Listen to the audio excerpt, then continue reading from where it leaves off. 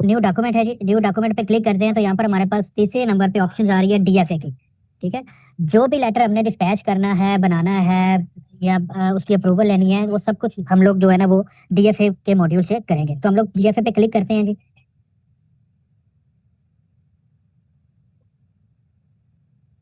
तो ये बेसिकली ये हमारा डीएफए मॉड्यूल ओपन हो चुका है जी। सबसे पहले ये राइट साइड पे आप लोगों को ये ड्राफ्ट लेटर, ये यहाँ पर जो भी हम लोग टाइप करेंगे वो हमारा एक ड्राफ्ट उसका प्रीव्यू आता रहेगा। ठीक है जी। सिमिलरली आज रात को हाँ जी। ऑफिस स्टार्ट करते हैं जी, हम लोग इन्फॉर्मेशन पुट करते हैं जी। हमारे पास ऊपर डीएफए का टैब भी आ रहा है, नोटिंग का टैब भी आ रहा है, डॉक्यूमेंट का भी आ रहा है, जनरल इन्फॉर्मेशन का टैब भी है और सेव ड्राफ्ट का भी टैब है। हम लोग अपना डीएफए प्रिपेयर करते हैं। डीएफए प्रिपेयर करने के बाद हम लोग देखते हैं कि जी ये इन बटन्स का क्या काम है। सबसे पहले हमारे पास ऑफिस फ्रॉम एंड एड्रेस की फील्ड है। अच्छा, अगर आप किसी फाइल के अगेंस्ट डीएफए बना रहे हैं या आप लोग एक डीएफए बनाते हैं, अक्सर डीसी ऑफिस में या अक्सर गवर्नमेंट ऑफिस में आप लोगों का फाइल नंबर होता है, मैनुअल आप लोगों ने लिखा होता है। ठीक है, तो अगर वो आप फाइल नंबर मेंशन करना चाहते हैं इस डीएफए में फॉर योर ईज, अपनी आसानी के लिए कि जी हाँ जी ये डीएफए इस फाइल से रिलेट करता है, तो वो यहाँ पर आप लोग मेंशन कर सकते हैं। ठीक है, ठीक है, ये बेसिकली फाइल नंबर है, नाम भी मैंडेटरी फील्ड नहीं है। अगर आप नहीं लगाना चाहेंगे तो ना लगाइएगा। ठीक है, लेकिन जस्ट आपको समझाने के लिए मैंने ये देखें फाइल नंबर जैसे ही टाइप किया है वो यहाँ पर आपको डिस्प्ले हो गया। यहाँ पर आपको फाइल नंबर जो है वो अवेलेबल होगा। ठीक है, अच्छा उसके बाद ऑफिस फ्रॉम डीसी ऑफिस अटक, office address street number 8 DC complex, for example जो भी आपका एड्रेस होगा वो आप यहाँ पर मेंशन कर दीजिएगा। चलिए, अपना कॉन्टैक्ट नंबर जो भी आपका है, आई डोंट नो, वो जो भी आपका कॉन्टैक्ट नंबर होगा वो आप यहाँ पर मेंशन कर दीजिएगा। ईमेल अगर कोई है आपका वो आप मेंशन कर दीजिएगा। ठीक है जी, उसके बाद आपने सब्जेक्ट उसका एंटर करना है। ठीक है, अभी हम लोग सिर्फ जनरल जो हमारे टेम्पलेट्स हम लोग उसके बारे में डिस्कस करेंगे। सब्जेक्ट जो भी उस डीएफए का सब्जेक्ट है जी, test entry for training for DC cells. ठीक है, फॉर एग्जांपल मैंने जी ये सब्जेक्ट उसका मेंशन कर दिया। देन प्रायोरिटी आप लोग अगर लिखना चाहते हैं वो भी उस पर मेंशन कर दीजिएगा। तो ये हमारी एक ऑफिस फ्रॉम एंड एड्रेस की फील्ड में जितनी भी हमारे पास ऑप्शन थी वो हम लोगों ने ऐड कर दी। ये देखें ये प्रायोरिटी हमारी यहाँ पर विजिबिलिटी हो रही है उसकी। फाइल नंबर हमारा ये है, एड्रेस हमारा यहाँ पर आ रहा है। ठीक है, अपना सेल नंबर यहाँ पर आ रहा है और ईमेल यहाँ पर आ रहा है। ठीक है, बाकी सब्जेक्ट की फील्ड वो यहाँ पर हमें अवेलेबिलिटी है। अब हम लोग आते हैं टू की फील्ड में कि जी हमने ये लेटर किसको भेजना है। ठीक है जी, इसको हम लोग ओपन करते हैं टू की फील्ड में। अब टू की फील्ड में मैं दो यूजर सेलेक्ट करूंगा, एक होगा आपकी ऑर्गेनाइजेशन का यूजर, ठीक है, वो एसीएचआर भी हो सकते हैं। ठीक है, और दूसरा मैं खुद को मार्क करूंगा। ठीक है, क्रॉस ऑर्गेनाइजेशन, ताकि दोनों सूरतों में लेटर जो है वो एक विद इन ऑर्गेनाइजेशन भी चला जाए और क्रॉस ऑर्गेनाइजेशन भी चले जाए, दोनों ईफोस टू ईफोस वर्किंग आप लोगों को पता लग जाएगी। तो सबसे पहले मैं यूज करता हूँ आपका यूजर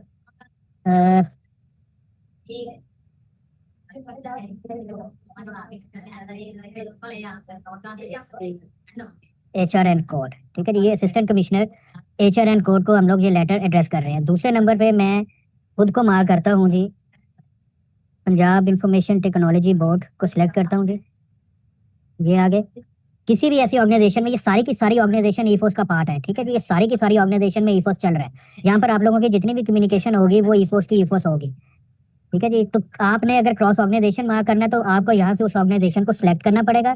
सिलेक्ट करने के बाद आपने जो भी उनका यूजर होगा, जिस भी यूजर को आपने एड्रेस करना होगा वो यहाँ पर आप लोग टाइप करेंगे। फॉर एग्जांपल अगर आप चेयरमैन पीआईटीबी को एड्रेस करना चाह रहे हैं तो ये देखिए मैंने सिर्फ चेयर लिखा है तो ये नीचे फैसल यूसुफ साहब का नाम आ गया। ठीक है जी, तो यहाँ से आप लोग जिस भी यूजर को सिलेक्ट करना चाहेंगे आपको पहले डिपार्टमेंट उस ऑर्गेनाइजेशन को सिलेक्ट करना पड़ेगा, फिर उनके यूजर्स को सिलेक्ट करना पड़ेगा। अगर आपने अपना कोई यूजर सेलेक्ट करना फिर आपको डिपार्टमेंट सेलेक्ट करने की जरूरत नहीं है। ठीक है जी, मैं यहाँ पर बजाय चेयरमैन के मैं खुद को सिलेक्ट करता हूँ जी, नवीद डॉट असलम। ठीक है जी, ये देखें जी ये मेरा यूजर आ गया है, मैं इसको मार्क करता हूँ। ये देखें जी पहले नंबर पर मेरे पास असिस्टेंट कमिश्नर आ गए हैं जी, दूसरे नंबर पर मैं खुद आ गया हूँ। ठीक है, अगर आपने इन दोनों यूजर्स को कोई अलग अलग डायरेक्शंस भी देनी है या अलग कमेंट्स मेंशन करने हैं तो वहाँ यहाँ पर आप लोगों के पास ये देखें रिमार्क्स की फील्ड आ रही है। ठीक है जी, तो वो आप रिमार्क्स में भी मेंशन कर सकते हैं। टेंशन, ठीक है जी, ये देखें मैंने एसी साहब के यूजर के आगे उनके रिमार्क्स में ये लिख दिया जी फॉर योर अटेंशन प्लीज। ठीक है, अपने इसमें मैं लिख देता हूँ जी FNA।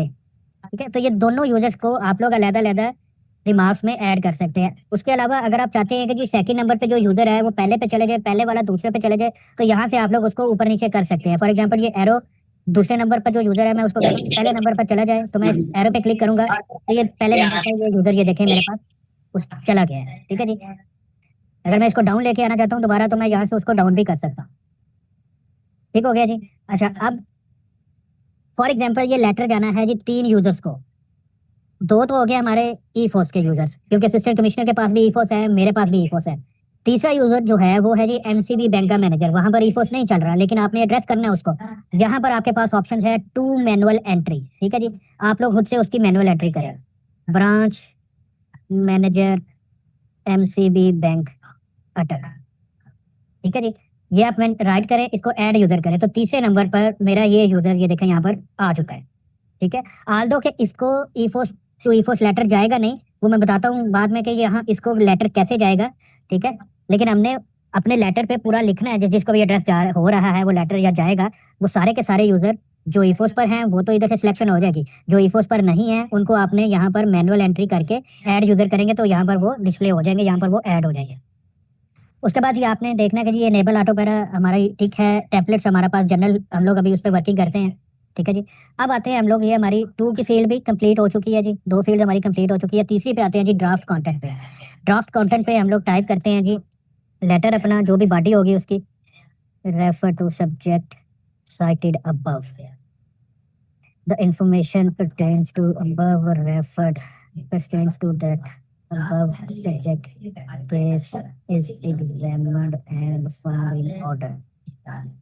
अच्छा, अब आप चाहते हैं कि जी इस लेटर के साथ नेक्स्ट्स भी कुछ आप लगाना चाहते हैं।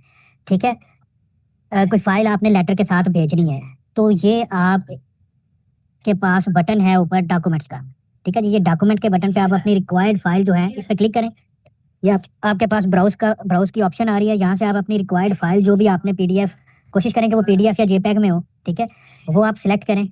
ठीक है, फॉर एग्जांपल एक फाइल मैंने ये सिलेक्ट कर ली, आप लोग मल्टीपल फाइल्स यहाँ पर सिलेक्ट कर सकते हैं। दूसरी फाइल्स मैं सिलेक्ट करता हूँ जी, फॉर एग्जांपल ये है, मैं इसको सिलेक्ट कर लेता हूँ। तो ये दोनों फाइल्स मैं एज एन एनेक्सर्स या as an information as a document हम लोग डीएफए के साथ भिजवाना चाहते हैं, डिस्पैच करना चाहते हैं। तो हम लोग ने पहले यहाँ पर उसको अपलोड किया, वापस हम लोग डीएफए में आते हैं, हम लोगों को पास डॉक्यूमेंट अपलोड हो चुके हैं। हम लोग यहाँ पर अब उनको एज एन एनेक्सर यूज करेंगे। The required information is attached here with as. अच्छा, ये आपने जिस भी पैराग्राफ में आपने एनेक्सर लगाना है, सबसे पहले आपने डॉक्यूमेंट्स को अपलोड करना है, डॉक्यूमेंट के टैब पे जाके उसके बाद दोबारा डीएफए में आना है। जहां पर भी जिस जगह पर आपने एनेक्सर लगाना है अपने कर्सर को वहां पर रखें। ये आपके पास अटैच एनेक्सर का बटन है। ठीक है, एक बात जहन में रखिएगा, डॉक्यूमेंट अपलोड तो कर दिया आपने डॉक्यूमेंट टैब पर जाके, अगर आप एनेक्सर नहीं लगाएंगे डीएफए के साथ आप एनेक्सर नहीं लगाएंगे तो वो लेटर डीएफए के साथ वो एनेक्सर्स नहीं जाएंगे, वो खाली लेटर जाएगा आपका। नेक्सर लगाना लाजमी है अगर आप चाहते हैं कि वो इस लेटर के साथ एड्रेस को जाए। ठीक है, नेक्सर नहीं लगाएंगे तो वो डॉक्यूमेंट नहीं जाएंगे, बेशक आपने अपलोड कर दिया हुआ है।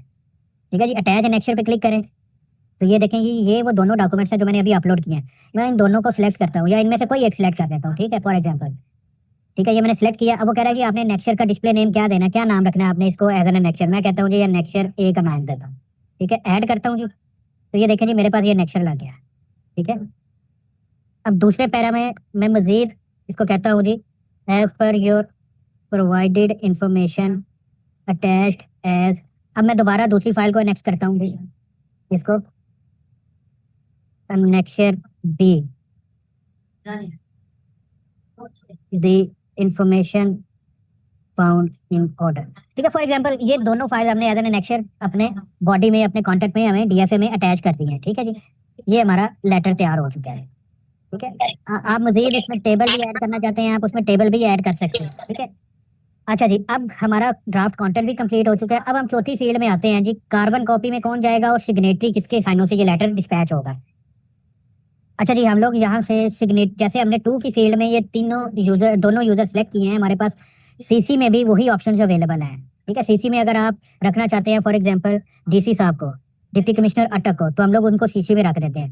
अगर सीसी आप क्रॉस ऑर्गेनाइजेशन रखना चाहते हैं, फॉर एग्जांपल आप चाहते हैं जी चीफ सेक्रेटरी साहब को या किसी और सेक्रेटरी साहब को आप लोग रखना चाहते हैं, तो यहाँ से उनके डिपार्टमेंट को सिलेक्ट कीजिएगा और उनका यूज़र टाइप कीजिएगा तो यहाँ पर उनकी क्रीडेंशियल्स, उनका यूज़र अकाउंट जो है वो डिस्प्ले हो जाएगा और उसको आप सिलेक्ट कर सकते हैं। फिलहाल अभी हम लोग डीसी अटक साहब को सीसी में रखते हैं, ठीक है। अच्छा, उसके बाद सिग्नेटरी के ये किसके साइनों से जाएगा, क्योंकि अभी हमने सिर्फ एसएनए साहब के साइन अपलोड कर दिए हैं, सिर्फ आपको दिखाने के लिए हम लोग कहते हैं कि ये एसएनए साहब के साइनों से ही लेटर जाए, ठीक है। तो जैसे ही हमने एसएनए लिखा है, आप डीसी साहब को भी सिलेक्ट कर सकते हैं यहाँ पर, ठीक है। डिप्टी कमिश्नर साहब मतलब आपने स्टैंप बनानी है ना, अप्रूवल वो बाद में देंगे, ठीक है। तो आप जिसकी भी साइनों से वो लेटर जाएगा, आप उसको यहाँ से उसको सिलेक्ट कर सकते हैं। मैं कहता हूँ जी ये एसएनए साहब के ही साइनों से जाए, ठीक है। तो ये देखें, ये नीचे एसएनए साहब की स्टैंप बन गई है। यहाँ पर अगर आप चेंज करेंगे, आप कहते हैं कि नहीं यार ये किसी और के साइनों से जाए, तो मैं ये डिप्टी कमिश्नर साहब के साइनों से अगर मैं कहता हूँ जी ये डिप्टी कमिश्नर अटक, तो ये देखें ये उनकी स्टैंप बन गई है, ठीक है। तो आप यहाँ से जिसके भी साइनों से ये लेटर जाएगा, जो भी अपने अपने ऑफिस में ये डीएफए बनाएगा, जाहिर है वो पीए बना रहा होगा या पीएस बना रहा होगा, रीडर बना रहा होगा, तो वो अपने ऑब्वियसली वो साहिबान की स्टैंप सेलेक्ट कर सकते हैं यहाँ पर। ठीक हो गया जी। तो ये एक लेटर हमारा प्रिपेयर हो चुका है। मैं इसको इसका प्रीव्यू भी आपको दिखा देता हूँ, ये किस तरह नजर आएगा। अभी देखें, आपने सिर्फ अभी प्रीव्यू में सिर्फ स्टैंप आएगी आपके पास, एसएनए साहब के सिग्नेचर नहीं आएंगे। एसएनए साहब के सिग्नेचर डिस्पैच जब हो जाएगा लेटर, उस वक्त आप लोगों को विजिबल होंगे, ठीक है। अभी आते हैं उस तरफ। तो ये वो लेटर है जो अभी हमने ड्राफ्ट तैयार किया है, ठीक है जी। अच्छा, अब हम लोग इसको अप्रूवल के लिए भेजते हैं जी। फॉर एग्जांपल हम लोग असिस्टेंट कमिश्नर को ही एचआर एंड कोड को अप्रूवल के लिए इसको भेजते हैं। तो ये देखें जी, मैंने ऊपर टैब आपको बताए थे कि ये आपका डीएफए का टैब है, नोटिंग का है, डॉक्यूमेंट तो आपको पता है डॉक्यूमेंट लगे हैं। अब हम लोग आते हैं नोटिंग में, क्योंकि आप जब भी डीएफए हार्ड फॉर्म में पेपर पे बनाते हैं, उसका प्रिंट निकालते हैं, फाइल में रख के, उसकी रेलिवेंट फाइल में रख के, फिर आप अपने ऑफिसर को की टेबल पे लेके जाते हैं कि सर मैंने डीएफए बना लिया है, इसको आप काइंडली देख लें एक नज़र और साइन करते हैं। तो हम लोग भी नोटिंग के टैब पर क्लिक करते हैं। यहाँ पर हम लोग मेंशन करते हैं जी DFA is prepared and submitted for your kind perusal and approval please, ठीक है। ये एक पैराग्राफ हम लोगों ने मेंशन कर दिया है। अब ये आपका नोटिंग का कंटेंट है, ठीक है। अगर आप चाहते हैं कि जी आपने अपने नोटिंग के साथ जस्ट फॉर इंफॉर्मेशन पर्पसेस भी कोई फाइल आपने या कोई अटैच करने हैं, वो भी आप यहाँ से एज एन एनेक्चर अटैच कर सकते हैं। देखें, नोटिंग के साथ भी आप एनेक्चर अटैच कर सकते हैं, डीएफए के साथ भी आप एनेक्चर अटैच कर सकते हैं। फर्क क्या है दोनों में? जो एनेक्चर आप नोटिंग के साथ अटैच करेंगे वो नोटिंग के साथ फाइल में रह जाएंगे, जो एनेक्चर आप डीएफए के साथ अटैच करेंगे वो डीएफए के साथ डिस्पैच होकर कंसर्न ऑफिसर तक पहुंच जाएंगे, कंसर्न एड्रेसी तक चले जाएंगे। जो आप एनेक्चर नोटिंग के साथ लगाएंगे वो फाइल में ही रहेंगे, ठीक है जी। ये फर्क है दोनों में। अच्छा, ये मैंने अपना टेक्स्ट नोटिंग टेक्स्ट जो है वो मैंने लिख लिया है। यहाँ से मैं इसको ऐड पैराग्राफ करता हूँ, ठीक है जी। ऐड पैराग्राफ मैंने किया, तो ये देखें मेरे पास व्यू नोट की ऑप्शन है, मैं इस पर क्लिक करता हूँ तो ये मेरा पैराग्राफ नंबर पहला जो है वो आ चुका है। अगर मैं दूसरा पैराग्राफ भी इस पर लिखना चाहता हूँ, submitted for your signature please for example, ठीक है। तो ये मैं दूसरा पैराग्राफ ऐड पैराग्राफ करूंगा तो ये मेरा सेकंड पैराग्राफ ऐड हो चुका है, ठीक है जी। आप यहाँ से उसको एडिट भी कर सकते हैं, अगर कोई पैराग्राफ आप रिमूव करना चाहते हैं यहाँ से आप लोग रिमूव भी कर सकते हैं। यही वर्किंग आपकी फाइल्स पर है, ठीक है। जब आप उसको किसी को फाइल प्रिपेयर करेंगे तो यही वर्किंग सिमिलर नोटशीट आप लोगों को फाइल में भी अवेलेबिलिटी उसकी होगी। अच्छा जी, अब हम लोग आते हैं, हमारा डीएफए काम भी हो गया, नोटिंग भी हमने कर ली, डॉक्यूमेंट भी अटैचमेंट कर लिए। अब हम लोग आते हैं जनरल इन्फॉर्मेशन पर। जनरल इन्फॉर्मेशन में हम लोग उस फाइल का सब्जेक्ट लिखेंगे। ये फाइल का सब्जेक्ट होगा जो आपके इनबॉक्स में रह जाएगी आफ्टर डिस्पैच, ठीक है। ये डीएफए का सब्जेक्ट नहीं है, ठीक है। तो हम लोग लिखते हैं जी test file for efforts training session, ठीक है जी। ये अब हम लोगों ने जनरल इन्फॉर्मेशन पर जाकर उस फाइल का सब्जेक्ट भी मेंशन कर दिया। अब हमने यहाँ फॉरवर्ड टू की फील्ड में उन ऑफिसर को सेलेक्ट करना है, उनका यूजर आईडी सेलेक्ट करना है जिनसे हमने इस डीएफए की अप्रूवल लेनी है, ठीक है। तो मैं कहता हूँ जी ये assistant commissioner HR and code को मैं मार्क कर रहा हूँ, आल्दो के वो टू की फील्ड में है, वो मैंने जानबूझ के उनको टू की फील्ड में रखा है ताकि जब लेटर डिस्पैच हो जाएगा मैं आपको दिखा सकूं कि ये लेटर उनको कैसे नजर आएगा, ठीक है जी। मैं कहता हूँ कि जी ये फॉरवर्ड टू की फील्ड में मैंने जो डीएफए बनाया था उस यूजर को सिलेक्ट करना है जिससे आपने उसकी अप्रूवल लेनी है। तो मैं assistant commissioner HR and code को सिलेक्ट करता हूँ, ठीक है जी। और यहाँ से सबमिट के बटन पर मैं उसको क्लिक कर देता हूँ। जैसे ही मैं सबमिट के बटन पर क्लिक करूंगा तो सिस्टम कहता है जी do you want to submit record. मैं कहता हूँ जी बिल्कुल, assistant commissioner HR and code को मैं ये डीएफए ये फाइल भिजवा रहा हूँ डीएफए की अप्रूवल के लिए, ठीक है। ओके करता हूँ जी। तो ये मेरा डीएफए जो मैंने बनाया था ये असिस्टेंट कमिश्नर एचआर की के लॉगिन में डैशबोर्ड में लैंड कर चुका है। अब मैंने आपको बताया था हमें कैसे पता लगेगा कि जी ये वाकई वहां तक पहुंच चुका है या नहीं पहुंच चुका। तो मैंने आपको बताया था कि आपके असाइंड के कार्ड में सेंट आइटम में वो अवेलेबल होगा। तो हमने फाइल भेजी है, अभी मैं फाइल के कार्ड पे क्लिक करता हूँ, सिर्फ ये देखने के लिए, कंफर्म करने के लिए कि ये लेटर उन तक गया भी है या नहीं गया, ये फाइल उन तक गई भी है कि नहीं, फॉर अप्रूवल ऑफ डीएफए। तो ये देखें मेरे असाइंड के कार्ड में नंबर 1 जो है वो फाइल आ रही है। ये देखें जी, test file for EFOS training section currently assign to assistant commissioner H and call. ठीक है, कितने बजे? 11:09 पे 12 अगस्त को ये मार्क हुई है। ठीक है जी। अच्छा, अब आपके पास ये 3 बटन आ रहे हैं। ठीक है जी, ये ट्रैक का बटन है, यहाँ से आप लोग व्यू ट्रैक कर सकते हैं जी किसने किसको मार्क की। अगर ये देखें एसएनए ने मार्क किया जी असिस्टेंट कमिश्नर को, इनिशियलाइज किया जी। अगर असिस्टेंट कमिश्नर साहब आगे फर्दर एडीसी को मार्क करते हैं, एडीसी फर्दर आगे डीसी साहब को मार्क करते हैं, तो ये पूरा ट्रैक रिकॉर्ड यहाँ पर किस डेट को कितने बजे किस प्रायोरिटी के साथ, ये सारा ट्रैक आप लोगों को यहाँ पर अवेलेबिलिटी होगी, उस यूजर को होगी जिस जिस यूजर को ये फाइल मार्क होती रहेगी। ठीक है जी। दूसरा आपके पास नोटशीट को व्यू करने का जी रिव्यू वर्कफ्लो, जो आपने नोटिंग की है, 2 पैराग्राफ आपने लिखे हैं, उस पे अगर आप उसको देखना चाहते हैं वो आपको यहाँ से आप लोगों को नजर आ जाएगी। लेकिन जाहिर है वो सिर्फ आप लोगों ने जो पैराग्राफ ऐड किए होंगे वो ही नजर आएंगे। बाकी एसी साहब ने अगर आप कोई पैराग्राफ ऐड किया है या एसी साहब ने डीसी साहब को मार्क करके कोई पैराग्राफ ऐड किया, वो आपको वहां पर नजर नहीं आएंगे। ये देखिए जी, ये पैराग्राफ नंबर 1 था जो हमने लिखा था, ये submitted for your signature second paragraph था, ये सिस्टम नेटवर्क एडमिनिस्ट्रेटर साहब के साइन है। ये आप लोगों को इसीलिए मैंने ये आपको कहा था स्टार्ट पे करिए, अपने सिग्नेचर जरूर आपने अपलोड करने हैं। तो इस फॉर्म में आप लोगों की फाइल जो है वो जाएगी साथ। अच्छा जी, अब हम लोग दोबारा साइन के कार्ड में आते हैं जी। अगर आप रिमाइंडर देना चाहते हैं, यहाँ से आप लोग रिमाइंडर भी उसको भेज सकते हैं। ठीक है, ओके करते हैं, रिमाइंडर भी एसी साहब को चला गया है। और ये वो रिवर्ट का बटन है, ये देखिए एक दफा हमने रिमाइंडर भेजा, दूसरी दफा भेजेंगे तो ये काउंट ज्यादा होता रहेगा। अच्छा, ये जो रिवर्ट फाइल का बटन है, ये आपके पास उस वक्त तक अवेलेबल होगा जब तक असिस्टेंट कमिश्नर साहब उस फाइल को ओपन नहीं कर लेते या देख नहीं लेते हैं। ठीक है जी। जैसे ही वो इस फाइल को ओपन करेंगे, ये बटन ऑटोमेटिकली आप लोगों के पास से खत्म हो जाएगा। ये इसलिए है कि फॉर एग्जाम्पल अगर आप लोग भेज देते हैं, आपको अचानक याद आ जाता है कि यार वो मैंने वो चीज़ ऐड करनी थी, मजीद कुछ इन्फॉर्मेशन उसमें लिखनी थी, तो यहाँ से आप लोग रिवर्ट फाइल की आपके पास ऑप्शन होती है, आप लोग फाइल वापस मंगवा सकते हैं। लेकिन ये सिर्फ उस वक्त तक अवेलेबल होती है जब तक कि यूजर, जो रिसीविंग एंड पर यूजर है, वो उसको ओपन नहीं कर लेता।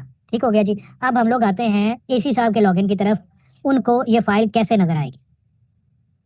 ये मैंने एसी साहब का लॉगिन किया हुआ है जी, assistant commissioner HR and code है। ठीक है, मैं इसको रिफ्रेश करता हूँ। ठीक है, अब ये देखें बहुत सारे एक्स्ट्रा कार्ड हैं।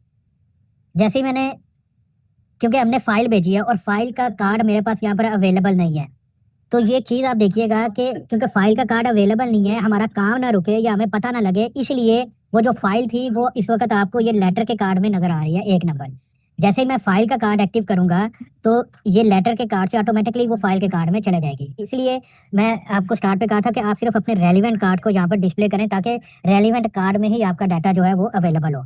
लीगल केस को मैं यहाँ से खत्म करता हूँ जी, कंप्लेंट को खत्म करता हूँ, टास्क को खत्म करता हूँ, डॉक्यूमेंट को खत्म करता हूँ, यहाँ से मैं फाइल को एनेबल करता हूँ। तो ये देखें जी, लेटर ऑटोमेटिकली 0 हो गया और वो हमने फाइल भेजी थी, वो फाइल में 1 नंबर हमें एक काउंट शो हो रहा है। ठीक है जी। अच्छा, अब मैं उस फाइल को ओपन करता हूँ, ये इसी साहब का लॉगिन है जी, मैं आपको दिखा भी देता हूँ। फाइल को ओपन करता हूँ, फाइल पे कार्ड पे क्लिक करके,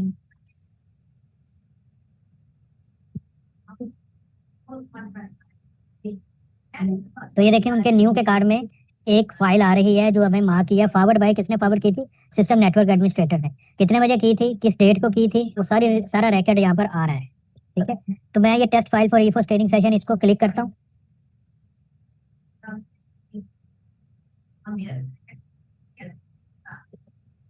ये देखें जी, ये बेसिकली नोटशीट आपकी आ गई, एक साइड पे नोटशीट है। ठीक है जी, और दूसरी साइड पे वो डीएफए है, ड्राफ्ट फॉर अप्रूवल, जो हम लोगों ने बनाकर एसी साहब को भेजा है फॉर अप्रूवल के लिए। ठीक है, हो गया जी। अच्छा, अब एसी साहब इसको रिव्यू करते हैं, पढ़ते हैं। ठीक है, वो कहते हैं नहीं यार, ये सेकंड जो थर्ड पैराग्राफ है ना, यहाँ पर मजीद इन्फॉर्मेशन ऐड करनी चाहिए। अच्छा, उनके पास ऑप्शंस हैं, वो खुद भी इसमें चेंज कर सकते हैं। ठीक है जी, वो खुद भी इसमें चेंज कर सकते हैं। फॉर एग्जाम्पल ये मैंने सबमिट का लफ्ज लिखा है। ठीक है,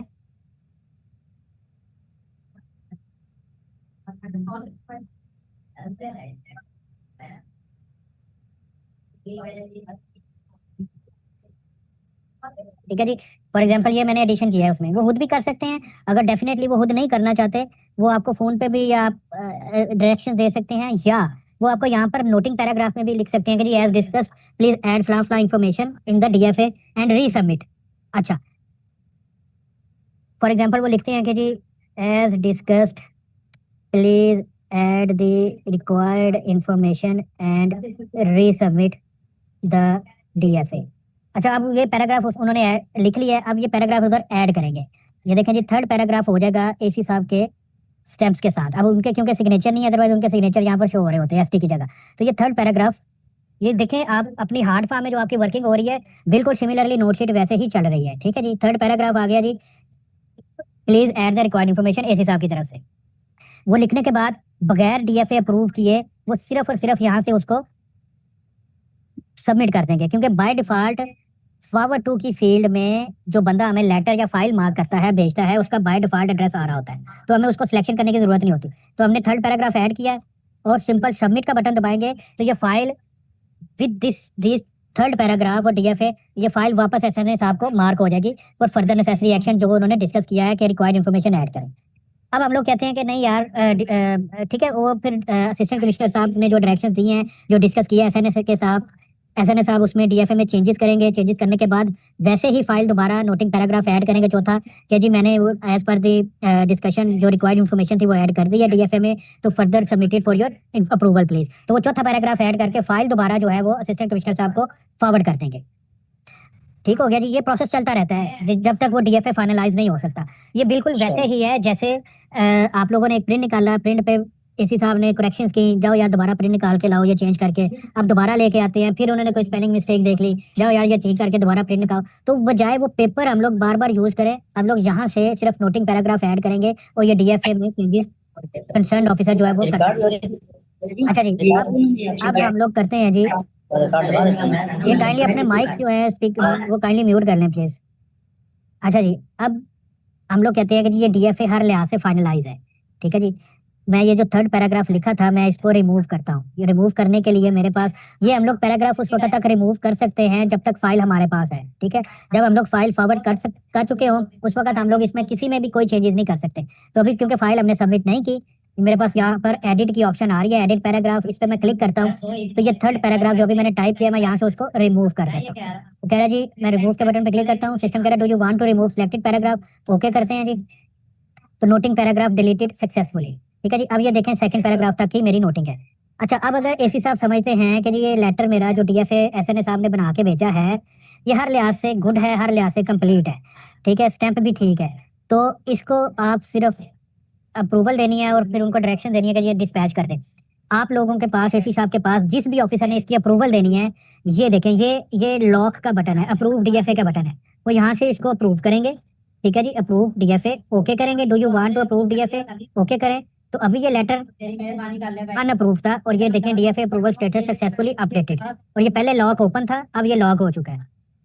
ठीक है, अब वो एसएनएस वो खुद भी इसको डिस्पैच कर सकते हैं यहाँ से, या एसएनए साहब को डायरेक्शंस भी दे सकते हैं आफ्टर अप्रूवल के लेटर अप्रूव प्लीज डिस्पैच। ठीक है, वो खुद से भी इसको लेटर को डिस्पैच कर सकते हैं, ये उनके पास ऑप्शन अवेलेबल है डिस्पैच लेटर की, वो खुद भी करना चाहते हैं खुद भी कर सकते हैं, अदरवाइज वो नोटिंग में लिख सकते हैं कि लेटर अप्रूव प्लीज डिस्पैच।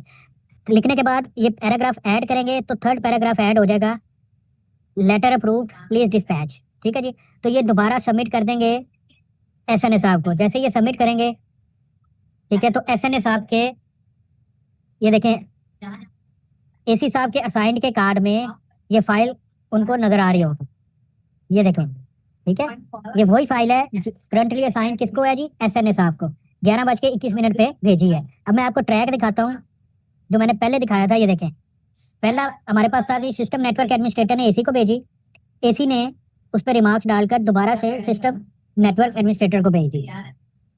ठीक है जी, इसको क्लोज करते हैं। अब हम लोग आते हैं दोबारा एसएनए साहब के लॉगिन की तरफ। ठीक है, मैं इसको रिफ्रेश करता हूँ F5 के साथ। एक चीज और आपने ध्यान में रखनी है कि जब भी आप ईफोर्स पे वर्किंग स्टार्ट करेंगे, कंट्रोल F5 आप 2-3 दफा लाजमी कर लीजिएगा कोई भी एक्शन परफॉर्म करने से पहले, मॉड्यूल पे वर्क करने से पहले। वो ये है कि कैशेस वगैरह आपकी जो है वो रिमूव हो सकती है। ये देखें जी, मैंने एसएनए साहब का लॉगिन किया है और वहां से दोबारा जो फाइल अभी एसी साहब ने हमें मार्क की थी आफ्टर अप्रूवल, वो न्यू के कार्ड में नजर आ रही है, ये देखें जी। अब एसएनए साहब इसको ओपन करेंगे, देखेंगे जी एसी साहब ने क्या डायरेक्शंस दी हैं, अकॉर्डिंगली फिर एसएनए साहब उसको इंप्लीमेंट करेंगे। अब ये बेसिकली दोनों साइड से वर्किंग हो रही है, from bottom to top and top to bottom. SNA साहब ने एक लेटर ड्राफ्ट किया, एसी साहब को भेज दिया, एसी साहब ने उस पर कमेंट्स दिए, वापस एसएनए साहब को भेज दिया, ठीक है जी। अब ये देखें जी, थर्ड पैराग्राफ एसी साहब क्या कह रहे हैं जी, letter approved please dispatch. SNA साहब देखेंगे कि जी लेटर उन्होंने अप्रूव कर दिया है।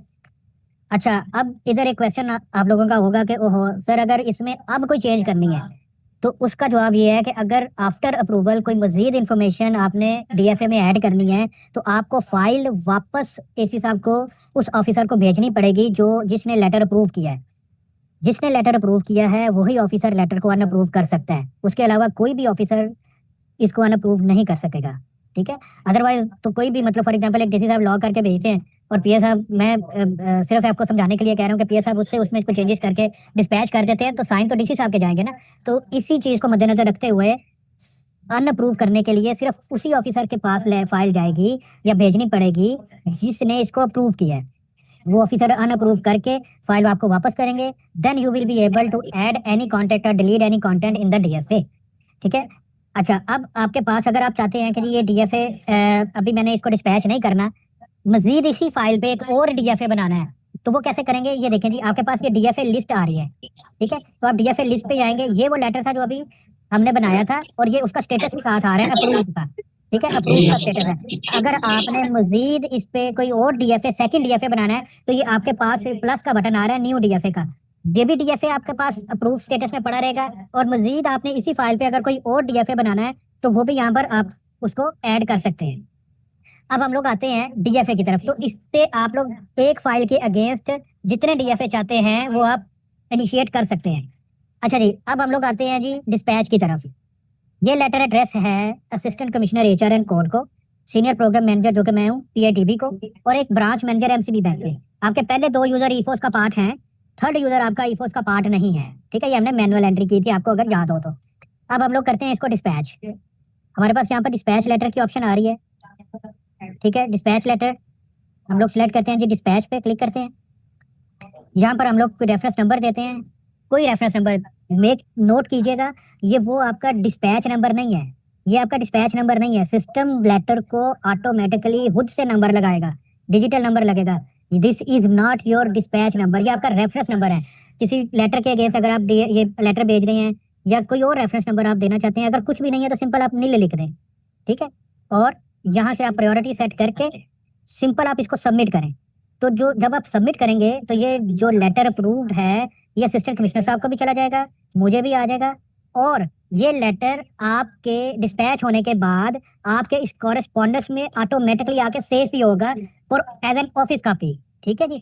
अभी हम लोग इसको डिस्पैच करते हैं जी, सबमिट करते हैं, और फिर मैं आपको बताऊंगा कि ये जो थर्ड बंदा है ब्रांच मैनेजर एमसीबी बैंक, उसको कैसे लेटर भेजना है, ठीक है जी। अभी हम लोग इसको सबमिट करते हैं जी। Do you want to submit record, okay करें जी।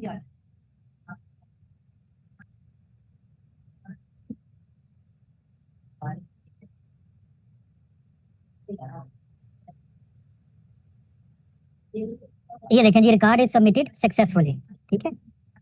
अब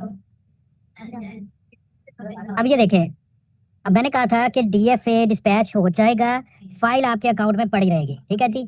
डीएफए आपका डिस्पैच हो चुका है, फाइल आपकी आपके डेस्क पर पड़ी है, ठीक है। फाइल तो नहीं ना साथ जाएगी, या आप फाइल थोड़ी भेजते हैं, आप तो लेटर ही भेजते हैं ना। अच्छा, अब हमें कैसे पता लगेगा कि ये लेटर वाकई डिस्पैच हो चुका है? तो मैंने आपको कहा था एज एन ऑफिस कॉपी आपके इस डॉक्यूमेंट में कॉरेस्पॉन्डेंस सेक्शन में वो लेटर ऑटोमेटिकली सेव होगा। तो हम इस फाइल पे क्लिक करके ओपन करते हैं, देखते हैं कि जी वो सेव हुआ है या नहीं हुआ, ठीक है जी। ये देखें, ये कॉरेस्पॉन्डेंस टैब हमारे पास, इस पे क्लिक करते हैं जी। ये फाइल थी जो नेक्सस में हमने दो फाइल्स पहले अपलोड की थी, ठीक है। और ये वो हमारा लेटर है जो बेसिकली अभी हमने डिस्पैच किया। इस पे क्लिक करते हैं जी, ये ऑफिस कॉपी है आपकी, आपके अकाउंट में ऑटोमेटिकली आके सेव हुई है, ठीक है जी। ये देखें जी, ये वो लेटर है जो अभी हमने डिस्पैच किया है। ये सीसी में डीसी साहब के अकाउंट में भी जा चुकी होगी, बेशक आप वेरीफाई कर लीजिएगा उस सुफियान भाई यूजर से, ठीक है। और असिस्टेंट कमिश्नर साहब को भी ये डिलीवर्ड हो चुका है विद एनेक्सर्स, ठीक है, मुझे भी आ चुका होगा। अब बारी आती है इस बंदे को कैसा भेजना है, थर्ड थर्ड बंदे को। तो ये देखें जी, ये वो डिस्पैच नंबर ऑटोमेटिकली आपका लगा है, ठीक है। डीसी अटक पीआईटीबी के सेक्शन में आपने उसको रजिस्टर्ड किया होगा, ये ठीक नहीं है रजिस्टर्ड सुफियान साहब, बहरहाल मैं इसको दोबारा ठीक करवा दूंगा। डीसी अटक, और ये ओ स्टैंड फॉर आउटगोइंग, और ये आपका पहला डिस्पैच नंबर यहाँ से लगा है, ये आपका डिस्पैच नंबर है, ठीक है। ये सिस्टम ऑटोमेटिकली लगाता है, ठीक है, आपको खुद से डिस्पैच नंबर लगाने की जरूरत नहीं है। जिस लेवल पर यूजर रजिस्टर्ड होगा उस सेक्शन का, उस डिपार्टमेंट का सिस्टम ऑटोमेटिकली नंबर लगाएगा, क्योंकि एसएनए साहब पीआईटीबी डिपार्टमेंट के अंडर रजिस्टर्ड थे, इसलिए यहाँ पर पीआईटीबी आ रहा है। फैन भाई मैं आपका यूजर इसको ना चेंज कर दूंगा ताकि आप डीसी अटक के अंडर ही रहें। पीआईटीबी क्योंकि वो एक अलग से ऑर्गेनाइजेशन है, तो वो जो है वो कॉन्फ्लिक्ट रेज हो जाएगा। एनीवे ये देखें जी, ये वो लेटर है जो हम लोग डिस्पैच कर चुके हैं। अब बात आती है कि ये थर्ड बंदा जो ब्रांच मैनेजर है, क्योंकि इसके पास ईफोस नहीं चल रहा, इसको कैसे भेजेंगे? तो आप लोग जनाब यहाँ से उसका प्रिंट निकालें, ठीक है। डिस्पैच नंबर ऑलरेडी आपका लगा हुआ है, प्रिंट निकालें उसका। प्रिंट निकालने के बाद इन्वेलप में लगा के एड्रेस लिखें और राइडर को दे दें, डिस्पैच करते हैं, या आरएनआई को दे दें, डिस्पैच कर दें। कोई आपको डिस्पैच नंबर लगाने की जरूरत नहीं है, किसी भी साइन करवाने की जरूरत नहीं है। ऑटोमेटिकली डिजिटल सिग्नेचर के साथ विद डिस्पैच नंबर या आरएनआई आपके पास अवेलेबल है। सिंपल इसका प्रिंट निकाल लें, इन्वेलप में डालें, इन्वेलप पे एड्रेस लिखें इस ब्रांच का और राइडर को दे दें कि जी ये यहाँ पर डिलीवर कर रहे हैं।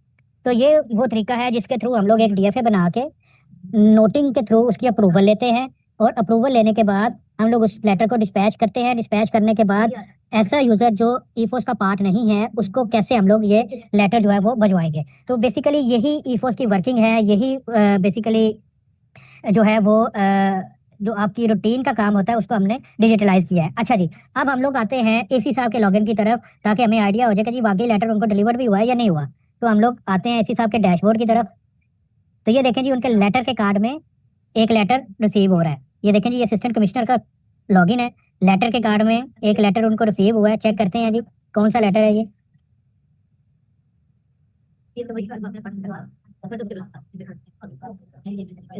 ये देखें जी, ये टेस्ट एंट्री है फॉर ईफोस टीसी अटक, ठीक है जी। सिस्टम नेटवर्क ने बनवाया और without involvement of RNI direct बनवाया, ठीक है जी। वो इसको ओपन करेंगे लेटर को। कोई भी लेटर आपको अगर फ्रॉम टॉप टू बॉटम आपको मार्क होता है या किसी भी ब्रांच से आपको मार्क होता है, वो आपको लेटर के कार्ड में ही आएगा। यहाँ से आप लोग उसको ओपन भी कर सकते हैं, और ये क्विक, आपके पास क्विक रिस्पॉन्स का बटन है, ठीक है जी। यहाँ से भी आप लोग उसको रिस्पॉन्स कर सकते हैं, ठीक है। फॉर एग्जाम्पल अगर मैं क्विक रिस्पॉन्स के बटन पे क्लिक करता हूँ, ठीक है जी, यहाँ पर अगर आपको पता करिए किसको मैंने मार्क करना है, मल्टीपल फॉरवर्डिंग भी आप कर सकते हैं, या अगर उस लेटर का प्रीव्यू देखना चाहते हैं तो इस पर क्लिक करें। तो ये वो लेटर था, ये देखें पहला, ये वो लेटर है जो हमने भेजा, ठीक है। और ये तो साथ अनेक्शर से जो हमने लगाए हैं, अगर हम लोग डीएफए के साथ अनेक्शर ना लगाते तो ये अनेक्शर इसके साथ नहीं आने थे। अक्सर यूजर कहते हैं कि सर हमारे अनेक्शर डिलीवर नहीं हो रहे, लेटर जा रहा है अनेक्शर नहीं डिलीवर हो रहे। तो भाई मेरे वो डॉक्यूमेंट तो अपलोड आप लोग कर देते हो, लेकिन अनेक्शर नहीं लगाते। जब तक डीएफए के साथ अनेक्शर नहीं लगेंगे वो डॉक्यूमेंट नहीं जाएंगे, ठीक है। मैं ये बार बार इसलिए रिपीट कर रहा हूँ ताकि कल को आप लोगों को भी ये सिनेरियो फील ना हो कि यार वो हमारा लेटर तो जा रहा है, डीएफए नहीं जा रहे, तो डीएफए अनेक्शर नहीं जा रहे, सॉरी। तो अनेक्शर उसी वक्त डिलीवर्ड होंगे जब आप डीएफए में अनेक्शर लगाएंगे। तो ये देखें, ये तीनों डॉक्यूमेंट जो हैं, लेटर भी और दोनों अनेक्शर भी मेरे डिलीवर्ड हुए हैं, ठीक है जी। अगर हम लोग इसको यहाँ से ही मार्क करना चाहते हैं, यहाँ से भी अपने सबॉर्डिनेट को या फर्दर किसी ब्रांच को मार्क कर सकते हैं, ठीक है। ये देखें मैंने एडीसी को मार्क करना है, इसको मार्क करना है। ये सारे के सारे यूजर आप लोगों के इधर अवेलेबल होंगे, ठीक है जी। तो यहाँ से भी उनको सबमिट कर सकते हैं, मार्क कर सकते हैं। अदरवाइज इस लेटर को ओपन करते हैं, ठीक है जी।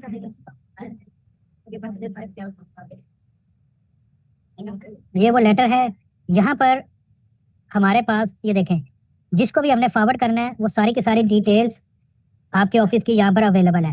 लेटर हम लोग सिर्फ और सिर्फ विद इन ऑर्गेनाइजेशन मार्क करेंगे। क्रॉस ऑर्गेनाइजेशन लेटर भेजने के लिए हमें डीएफए बनाना पड़ेगा, ठीक है जी। तो यहाँ से हम लोग कोई भी यूजर हम लोग अगर सिलेक्ट करते हैं एडीसी फाइनेंस एंड प्लानिंग को, for your information please remarks के साथ उनको, ये अभी एक यूजर को, अगर आप सेम लेटर किसी मल्टीपल यूजर्स को अपने ऑफिस में भेजना चाहते हैं तो यहाँ से आप लोग मल्टीपल फॉरवर्ड की ऑप्शन भी सिलेक्ट कर सकते हैं। कार्बन कॉपी में भेजना चाहते हैं, कार्बन कॉपी में भी आप लोग सिलेक्ट कर सकते हैं, ठीक है। किसकी तरफ से ये लेटर आया है, हमें एसएनए की तरफ से, वो यहाँ पर अवेलेबल होगी इन्फॉर्मेशन, ठीक है जी। तो यहाँ से आप लोग फॉरवर्ड कर सकते हैं फॉर फर्दर प्रोसीडिंग अपने लेटर्स को, या इसी लेटर के अगेंस्ट आप इनिशियलाइज डीएफए दोबारा से करना चाहते हैं इस लेटर के अगेंस्ट जो हमें रिसीव हुआ है, तो यहाँ से आप लोग इनिशियलाइज डीएफए भी कर सकते हैं, ठीक हो गया जी। तो दिस वाज, अच्छा जी, ये था एसी साहब का लॉगिन, ये आपकी ऑर्गेनाइजेशन के यूजर थे। अब मैं, क्योंकि मैं भी तो था उस लेटर में, मैं भी देखता हूँ कि मुझे लेटर ये डिलीवर्ड हुआ है क्रॉस ऑर्गेनाइजेशन या नहीं हुआ। तो मैं अपना लॉगिन करके भी आप लोगों को दिखा देता हूँ, just to make it sure कि वाकई क्रॉस ऑर्गेनाइजेशन में with annexures e office to e office letter जो है वो डिलीवर्ड होते हैं। तो ये मेरा लॉगिन है जी, ठीक है। ये लेटर के कार्ड में देखें जी, मेरे पास जो रीड है वो 141 लेटर है, टोटल मेरे पास 142 लेटर्स अवेलेबल हैं, और एक लेटर अभी मेरे पास अवेलेबल है जो डेफिनेटली 100% आई एम श्योर कि वो यही लेटर होगा जो अभी हमने डिस्पैच किया है।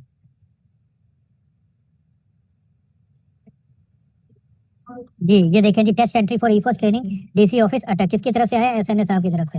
मैं इसको ओपन करता हूँ जी, क्लिक करके सब्जेक्ट पे।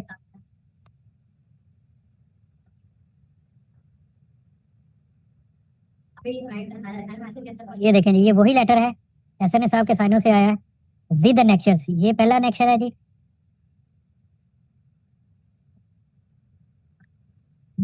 ठीक है जी।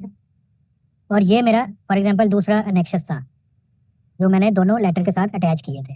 तो ये देखें लेटर विद एनेक्शर यहाँ पर मुझे क्रॉस ऑर्गेनाइजेशन पे डिलीवर्ड हुए हैं। आपकी विद इन ऑर्गेनाइजेशन भी आ चुका है और मेरी क्रॉस ऑर्गेनाइजेशन भी ये लेटर मुझे रिसीव हो चुका है। अच्छा, अगर आप इस लेटर की मजीद इन्फॉर्मेशन देखना चाहते हैं, इस डॉक्यूमेंट की, लेटर की, तो आप जनरल इन्फॉर्मेशन पर क्लिक करें, ठीक है, और आपके पास ये डॉक्यूमेंट इन्फॉर्मेशन है। डॉक्यूमेंट इन्फॉर्मेशन पर क्लिक करें तो आपको ये सारी डिटेल्स आ जाएगी, उस लेटर का सब्जेक्ट, उसका वर्कफ्लो नंबर, किसकी तरफ से आया है, ये हमारे ऑर्गेनाइजेशन का डायरी नंबर है, ये आपकी ऑर्गेनाइजेशन का डिस्पैच नंबर है, उसकी प्रायोरिटी क्या थी, नेचर क्या थी, ईच एंड एवरी इन्फॉर्मेशन यहाँ पर आपको अवेलेबल होगी जनरल इन्फॉर्मेशन में, डॉक्यूमेंट इन्फॉर्मेशन के टैब पर। ठीक हो गया।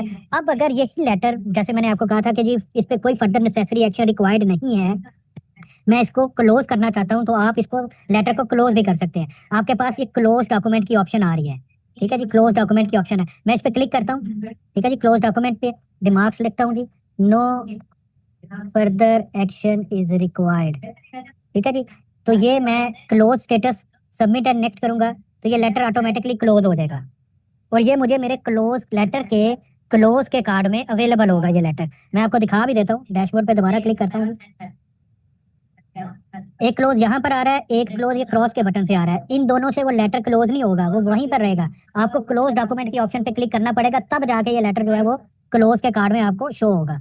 लेटर के कार्ड पे क्लिक करते हैं जी, और ये देखें जी, क्लोज के कार्ड में एक लेटर मेरे पास अवेलेबल है और ये वही लेटर है जो मैंने अभी क्लोज किया है। ठीक है जी, test entry for E first training session DC office Attock. मैं इस पे क्लिक करता हूँ, ये अब स्टेटस